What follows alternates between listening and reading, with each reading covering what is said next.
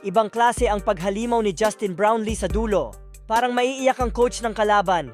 Nangangamoy Olympic ang Gilas Pilipinas.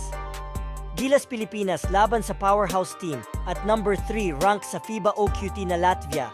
Kaya naman maraming nagsasabing dihado ang Gilas lalo pat home court din ng kalaban. Well, opening frame, ginulat ng Gilas ang home team sa kanilang 8-0 run. Maagang na-frustrate ang coach ng Latvia sa ganda ng pinakita ng ating mga pambato at umabot ng 13 points ang kanilang biggest lead sa first period. Brownlee pulls up for a triple. Rodion Skiric is listed as a guard. He's 190 plus. Ganda ng mga ginagawang assist ni Justin Brownlee para sa ating dalawang big man sa ilalim. Offense. Just like that, it's back within 3. Although 6-minute mark nagparamdam din sa opensa si Chris Newsome sa kanyang end-one baseline layup at nasundan ng scoop layup ni JB.